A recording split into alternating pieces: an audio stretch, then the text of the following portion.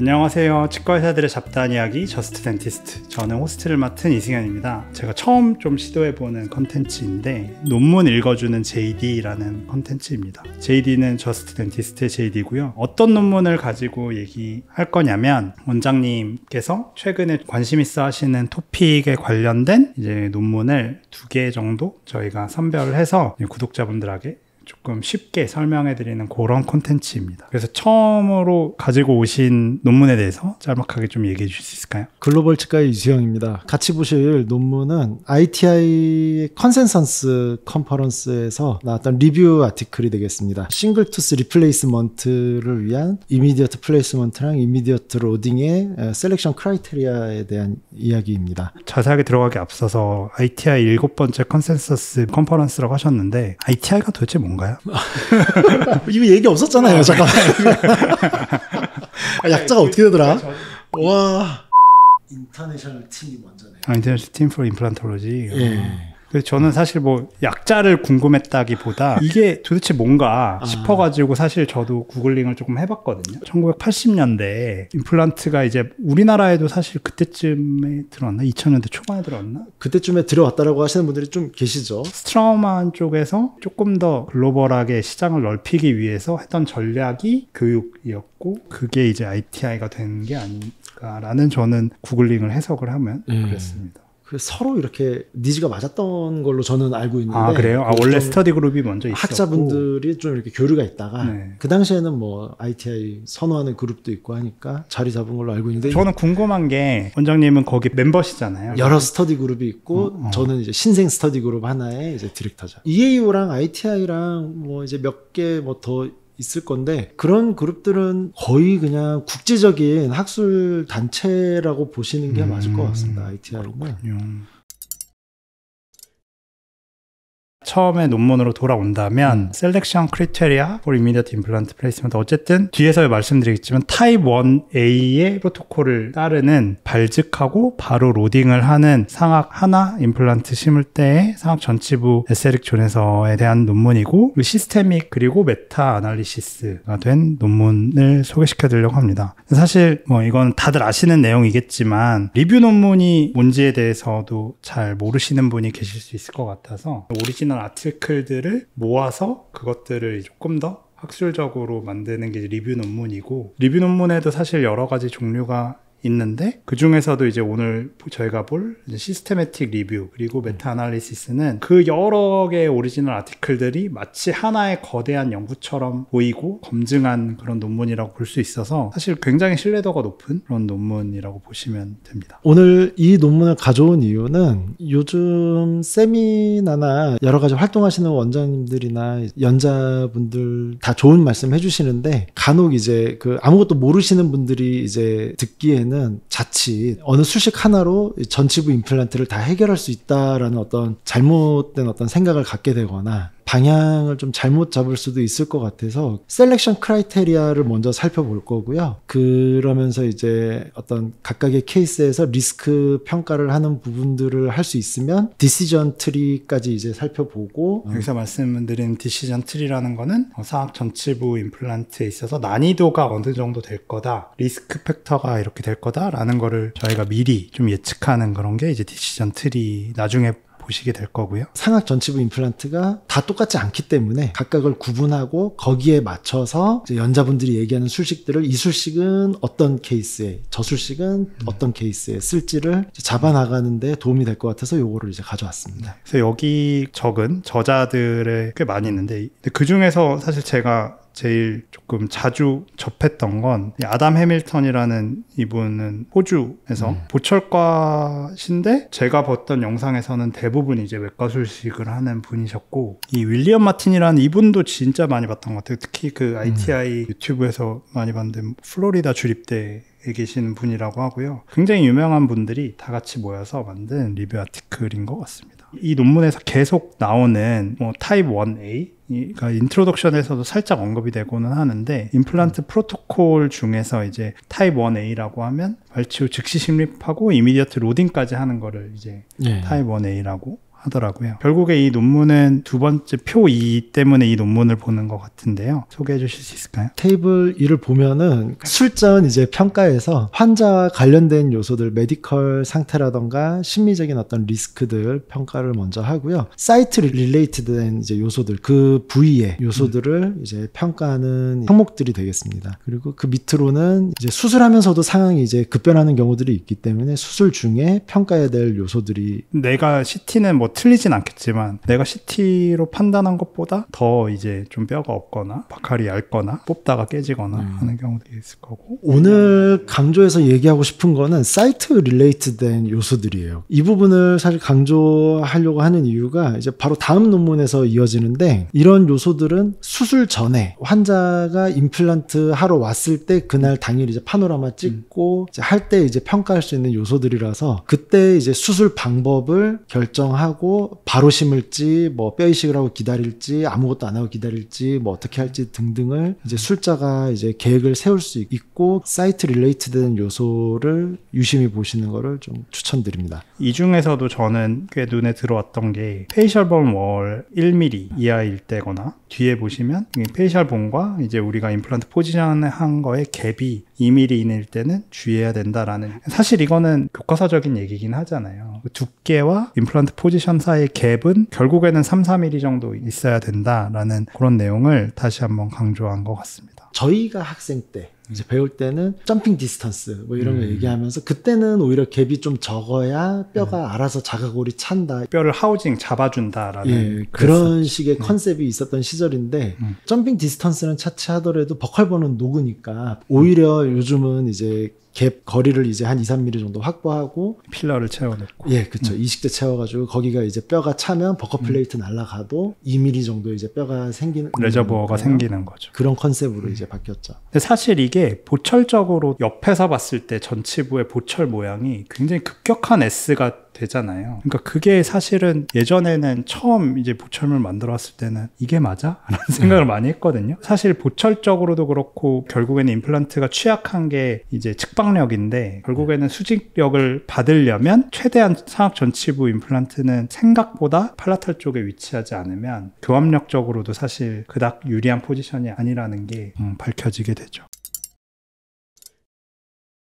테이블 3에서 로딩을 할 거냐 안 할 거냐 이제 결정하는 부분이 나오잖아요. 여기에서 우리가 하이리스크였다면 로딩을 그냥 포기해야 된다는 의미겠죠? 그렇게 되는 거죠. 이제 뭐 꼭 커스텀 힐링은 아니더라도 아예 뭐 썸머지 시키든 힐링을 하든 어쨌든 로딩은 안 하게. 예시를 들면 마지막에 토크가 10에서 20뉴턴 정도면, 20뉴턴 이하면 하이리스크니까 아예 로딩을 하지 마라. 옛날 임플란트 키트 가지고 계신 분들은 임플란트의 실제 직격이랑 4.5를 신는다고 하면 드릴이 거의 0.1mm도 차이 안 나는, 그러니까 옛날에는 거의 10뉴턴 정도로만 해야 이게 뼈 활성이 좋다라고 해가지고 예전에는 오히려 무한 뉴턴 하지 말라고 많이 했잖아요. 근데 ITI나 뭐 이에오 영상에서는 절반 이상의 연자들이 다 그냥 아예 그 조그만 거 안 돌리고 무한 뉴턴으로 돌리시던데, 원장님은 몇 뉴턴으로 심는 거를 제일 선호하세요? 저는 30을 얻으려고 노력하는데 한 20, 25 넘어가면 로딩을 할 수 있다고 생각합니다. 보통 15 기준으로도 많이 얘기를 했었는데요. 대부분은 괜찮아요. 그런데 간혹 교합력 센 분이나 젓가락이나 뭐 한번 잘못 씹으면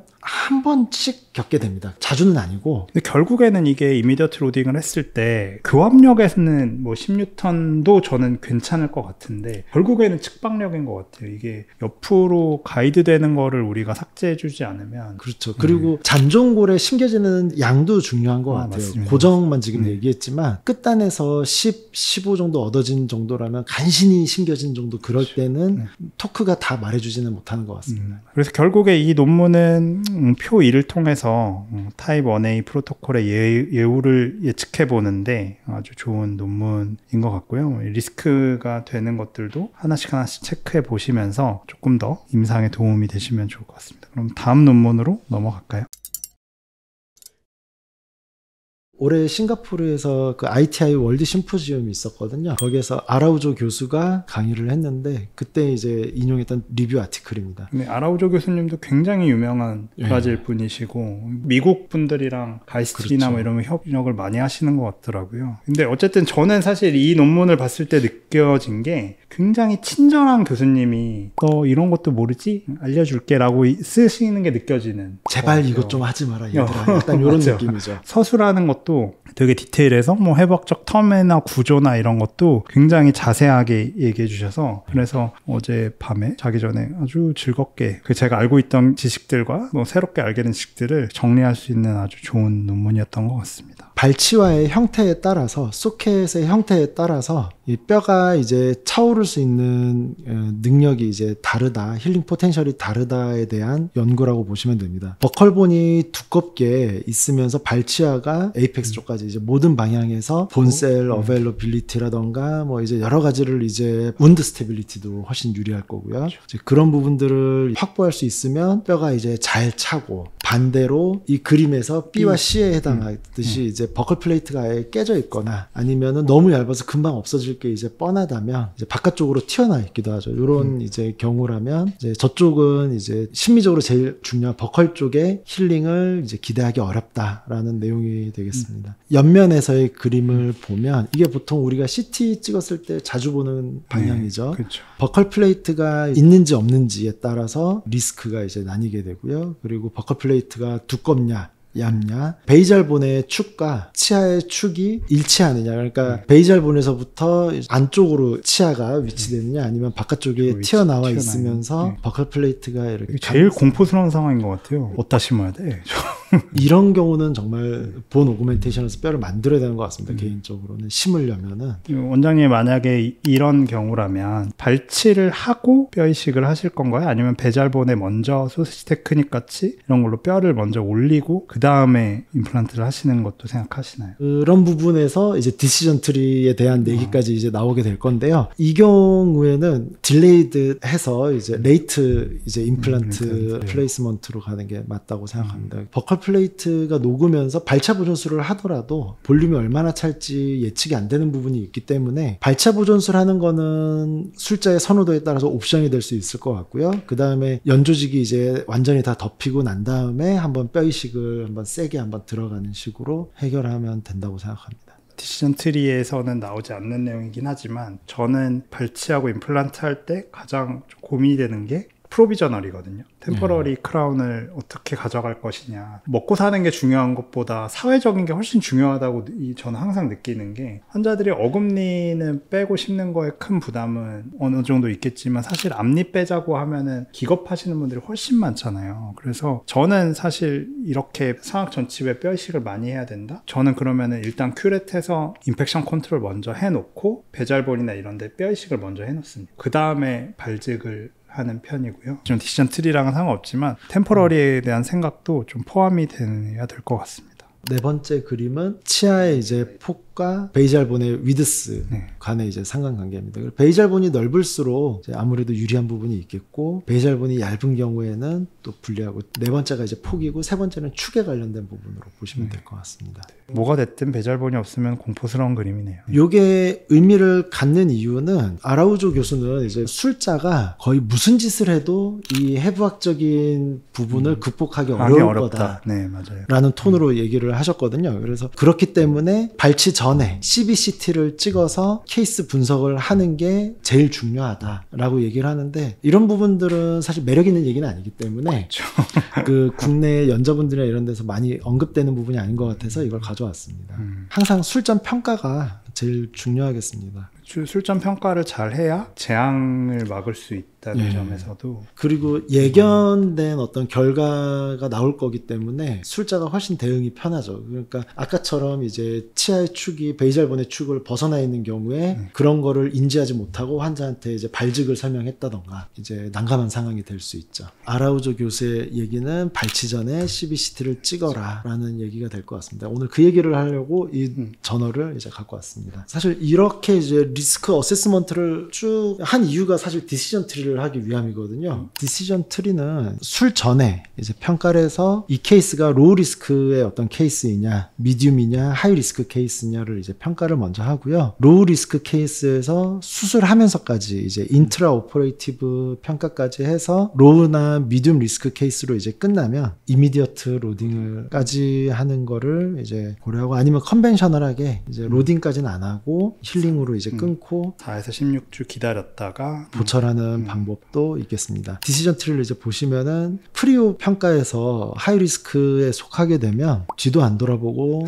수술도 바로 안 하고 리치 프리저베이션이나 아니면 발치만 하고 스테이지드 이제 어프로치로 넘어가게 됩니다. 아까도 잠깐 얘기했지만 발차 보존술을 할지 말지는 술자의 선호도의 문제인데, 진짜 리스크가 높은 경우에는 발차 보존술도 잘 안 되는 경우가 좀 있는 것 같습니다. 그래서 결국 다 긁어내고 이래가지고 뼈가 되는 걸 기대하기보다는 연조직이 꺼지는 거는 그래도 또 좀 막을 수 있거든요. 연조직의 양이 또 조금 차이 나는 경우가 있습니다. 그런 정도의 정말 보수적인 목표만 갖고 발차 보존술을 하는 경우도 있습니다. 대신에 이런 부분들을 미리 인지하고 들어가면 발차 보존술이 실패했다고 멘탈이 흔들릴 일이 없거든요. 그 여차하면 긁어내지 뭐 하고 들어가서 긁어낼 거 긁어내고 뼈 이식을 새로 하고 풀어내면 되겠죠. 이제 하이리스크 그룹에서 이제 풀어낼 때 타입 4 프로토콜 같은 경우에는 완전히 이제 레이트로 얘기를 하죠. 4에서 6개월 이상 기다렸다가 하는 술식인데, 연조직이 충분히 아물고 성숙되고 해야 센 뼈 이식을 했을 때 터지지 않고 버티는 것 같습니다. 보통 한 8주, 12주 정도에서는 꼬맸을 때 너무 얇아가지고 터지는 경우들이 좀 있죠. 그래서 충분히 기다리는 게 유리하고, 그런 의미에서는 발차 보존술을 안 하고 그냥 기다리는 게 오히려 연조직은 더 깔끔하게 아무는 경우도 있습니다. 어느 부분을 챙길지는 이제 술자가 잘 판단하면 되는 영역인 것 같고요. 이런 식으로 이제 디시전 트리를 고려해서 술식을 풀어내면 될 것 같습니다. 이 디시전 트리가 시사하는 부분은 전치부 케이스들을 리스크를 평가를 해보면 어느 케이스는 분명히 발직으로 할 수 없는 케이스들이 있다라는 얘기거든요. 배잘본의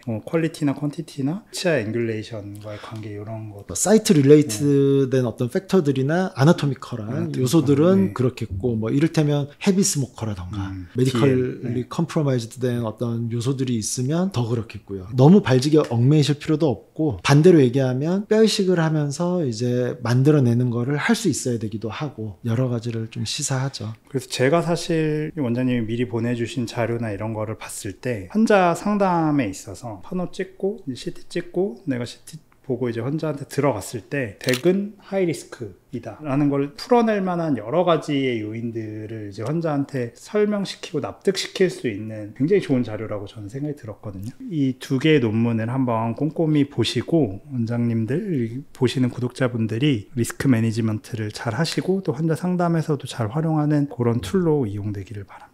이제 여기까지 논문 읽어주는 JD를 진행해 봤고요. 이수영 원장님 덕분에 굉장히 흥미로웠고 역시 박학다식하시고 유능한 분이시구나 라는 거를 다시 한번 느꼈습니다. 다음에 또 즐겁고 재밌는, 또 여러분들이 관심 있으실 만한 주제를 가지고 돌아오겠습니다. 감사합니다.